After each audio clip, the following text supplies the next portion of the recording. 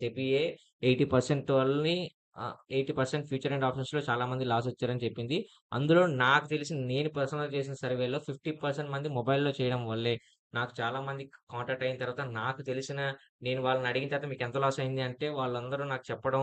So, loss దేనివల్ల అయిందనేది మనం analysis అంటే వాళ్ళకి చూసారా మొబైల్ వల్లే మాక్సిమం మొబైల్ వల్ల మనం ట్రేడింగ్ చేయడం వల్ల మనం లాస్ అవుతాం. అంతే తప్ప అంటే ఒకటి గ్రీడీనెస్ ఉన్నా సరే మొబైల్‌లో ట్రేడింగ్ చేయడం వల్ల మనకు మల్టిపుల్ కమ్యూనికేషన్స్ రావడం వల్లే మనం లాస్ అవుతాం. సో, ఇది మాత్రం మీరు బాగా గుర్తుంచుకోండి.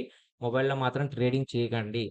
ఓన్లీ ట్రేడింగ్ చేస్తే మీరు ల్యాప్‌టాప్‌లోనే, సిస్టమ్‌లోనే చేయండి. It's my humble request. మీరిలా చేశారనుకోండి మీరు ఫ్యూచర్ అంతా మీ మనీ అంతా లాస్ చేసుకుంటారు. ఇది మాత్రం పక్కా. ఓకేనా ఫ్రెండ్స్? తిరిగి మళ్ళీ మనం రేపటి వీడియోలో మళ్ళీ మనం కలుద్దాం. నా వీడియో గనుక నచ్చితే వీడియోని లైక్ చేసి ఛానల్ అయితే సబ్స్క్రైబ్ చేసుకోండి. Thanks for watching.